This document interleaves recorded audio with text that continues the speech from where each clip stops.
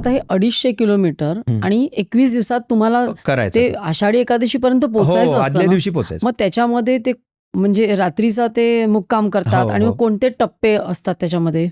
हे सगळं आता म्हणलं ना तुम्हाला की हे हैबत बाबांनी सगळं घालून दिलं. ते हैबतराव बाबा अरफळकर हे ग्वाल्हेरच्या शिंदे सरकारांचे सरदार. त्यांना एक ज्ञानेश्वर महाराजांचा अद्भुत अनुभव आला आणि त्यांनी सगळं सोडून आळंदीला राहिले. किती त्यांची श्रद्धा होती माहिती आहे? ते सरदार होते, त्यामुळे त्यांचा ड्रेस पण सरदाराचा असायचा. वारकरी असले तरी ड्रेस तसा तुमान बिमान सगळं सरदारी असायचं. पण ते पायात चाळ बांधायचे. चाळ म्हणजे घुंगरू बांधायचे. त्यांना एकाने विचारलं की तुम्ही घुंगरू का बांधतात? तुमच्या म्हणजे सैनिकाच्या ड्रेसमध्ये घुंगरू कुठे येतात? तर म्हणाले, मी माझ्या अंतःकरणाला सतत जाणीव करून देतो की मी ज्ञानेश्वर महाराजांच्या दारातला नाचणार आहे. ते जसं नाचवतील तसं मी नाचणार आहे, ह्याची जाणीव मला राहावी म्हणून मी पायात घुंगरू बांधतो म्हणा.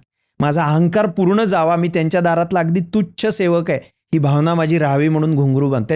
ते जे उपलब्ध फोटो आहेत अर्थात काढलेलेच, त्याच्यात पायात घुंगरू बांधलेले आहेत त्यांनी. नाचणाऱ्या बाईच्या पायात जसे घुंगरू असतात तसे घुंगरू त्यांच्या पायात आहेत.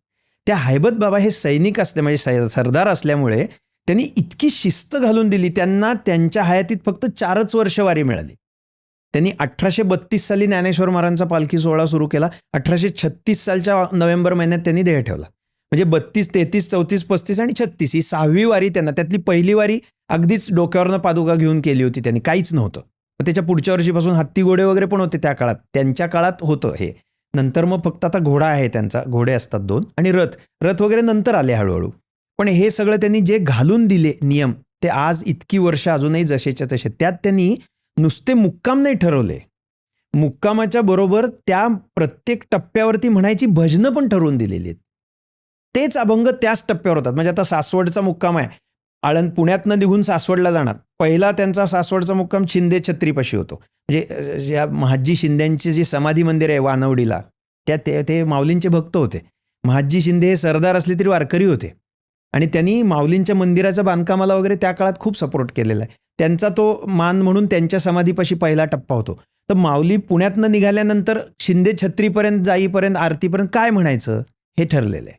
शिंदे छत्रीपासून वडमुख त्या वडकीपर्यंत काय म्हणायचं हे ठरले. असं प्रत्येक टप्प्याचे त्यांचे अभंग पण ठरलेले. इतकं शिस्तीत आहे तेच म्हणायचं त्यावेळेला, तेच म्हणायचं. आता त्यांची सैनिकी शिस्त आहे, त्याच्यात समजा वाद झाले, होणारच वाद, 4 माणसं एकत्र आले तर ते वाद सोडवायची पण पद्धत आहे त्यांची, ती हैबत बाबांनी घालून दिलेली आहे.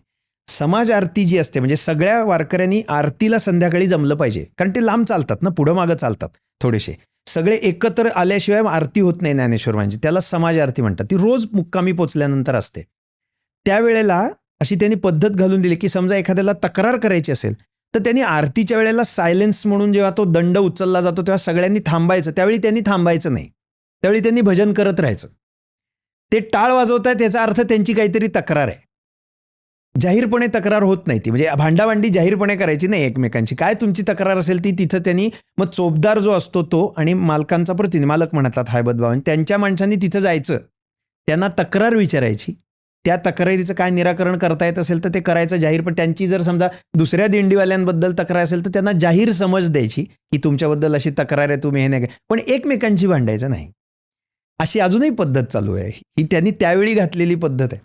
किती शिस्त लावली बघा त्यांनी त्या सगळ्याला. वारकरी चालतात पण शिस्तीत, 4च्या लाईनमध्येच चालायचं, 5वा माणूस येत नाही. काही दिंड्यांमध्ये 5 आडवी लाईन 5च असते, 6वा माणूस त्याच्यात चालत नाही. ज्ञानेश्वर महाराज जोपर्यंत मुक्कामाला थांबत नाहीत तोपर्यंत निष्ठावंत वारकरी पाणी सुद्धा पित नाहीत. म्हणजे पहिला मुक्काम असतो ना, नाश्त्याचा मुक्काम, जो न्याहारीचा मुक्काम, सकाळी निघाल्यापासून न्याहारीला थांबेपर्यंत काही खात सुद्धा नाहीत लोक. मी बघितले तसे वारकरी. मी एकदा आमच्या असं दवाखान्याच्या याच्यावरती होतो, चिवडा खात होतो आम्ही. आमचा एक वारकरी चालला, त्याला म्हणलं खातोस का? नाही, अजून देव थांबले नाहीत म्हणाल. ते थांबले, त्याचा कर्णा ऐकू येतो. त्यांची ती पण पद्धत आहे, त्याचा मोठा कर्णा आहे, तो कर्णा वाजवतात, तो लांबपर्यंत ऐकू जातो. तो वाजला याचा अर्थ त्याची पण पद्धत, म्हणजे एकदा वाजवायचा का 3दा वाजवायचा ते त्याच्याप्रमाणे कळतं, निघायचं का थांबायचं, असं सगळी सैनिकी शिस्त आहे त्याला. ती ज्याला ते माहिती आहे त्याला सगळं जागेवर कळतं, ते त्याला काही सांगावं लागत नाही की काय चाललंय काय नाही. तो जोपर्यंत माऊली थांबत नाही तोपर्यंत हे लोक खात सुद्धा नाहीत. म्हणजे मी बघितलेला प्रसंग सांगतो. चालताना नवीन नवीन मुलं पण येतात, हो, असं घरात जरी वारी असली तरी हे नवीन असतात. तर आमच्याच दिंडीत एक नंबरला चालत, त्याला नंबर असतात दिंड्यांना. 1 नंबरला आम्ही चालत असताना एक मुलगा होता, त्याला भूक लागली असेल चालताना, कोणीतरी केळं वाटत होतं, त्यांनी त्यातलं केळं घेतलं वाटणाऱ्याचं आणि ते सोललं. आता तो खाणार चालीमध्ये आहे, म्हणजे भजन चालू असताना. माझ्या शेजारी एक उभा असलेला जुना वारकरी होता ह्याच्यातला, कोल्हापूरचा. त्यांनी त्याच्या हातातला टाळ असा त्याच्या पाठीत मारला जोरात. टाक ते केळं म्हणाला. देव थांबलेत का? देव थांबल्याशिवाय खायचं नाही म्हणाला. भूक लागली तरी तसंच चालायचं. इतक्या निष्ठेने हे लोक वारी करत होते. केली जाते अजूनही, आणि असे वारकरी अजूनही आहेत. एक छोटासा प्रसंग सांगतो. एकदा दवाखान्याच्या ह्याच्यावरती होतो. मला तेव्हा चालायला जमायचं नाही, कारण दवाखाना सेटअप करावायला लागायचा तिथे जाऊन. तो मोबाईल क्लिनिक असायचा आमचं. तर मी ॲम्ब्युलन्समध्ये बसलो होतो आणि ट्रॅफिक जॅम झाला होता, त्यामुळे आम्हाला पुढं जाता येत नव्हतं. आणि इकडून असं म्हणजे वारकरी चालणारे चालतच असतात, डाव्या बाजूनी उजव्या बाजूनी वाहन असतात, डाव्या बाजूनी ते चालतात रस्त्याच्या. तर ते चालू होते, ते ऐकू येत होतं काय चाललंय, भजन बिजन. देव मागे होते, ज्ञानेश्वर महाराज अजून पुढे आलेले नव्हते. तर ती एक अशी आखूड धोतर घातली, आखूड नऊवारी साडी घातलेली अशी एक पूर्ण खेडवळ बाई होती, उंच अशी बाई. मला अजूनही ती डोळ्यासमोर येते, कारण तिने मार्गदर्शनच तसं केलं. तिच्या मागं अजून काही बायका चालल्या होत्या आणि त्या बडबडत होत्या काहीतरी. भजन चालू नव्हतं त्यांचं, ते पुढं मागं चालले होते.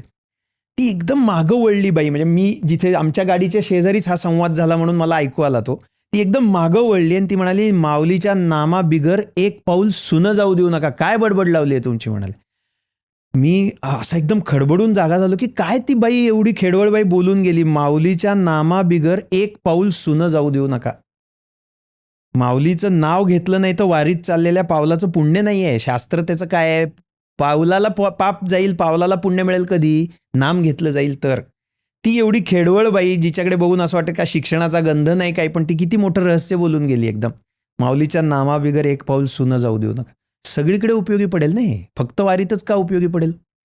आपल्या प्रत्येक गोष्टी ते उपयोगी पडेल. संप्रदाय तोच आहे ना. वारी 20 दिवसाचा आहे, पण वारकरी 24 तासाचा आहे ना. 365 दिवसांचा वारकरी येतो. त्याच्यासाठी प्रत्येक गोष्टीत भगवंतांचं नाम घेणं त्याचं कर्तव्य आहे. हे तिथे नाही का उपयोगी पडणार? असेही प्रसंग कधीतरी बघायला मिळतात त्याच्यात. ही क्लिप शेवटपर्यंत बघितल्याबद्दल खूप खूप धन्यवाद. संपूर्ण एपिसोड बघण्यासाठी खाली दिलेल्या लिंकवर क्लिक करा आणि सर्व काही चॅनलला सबस्क्राईब करायला विसरू नका.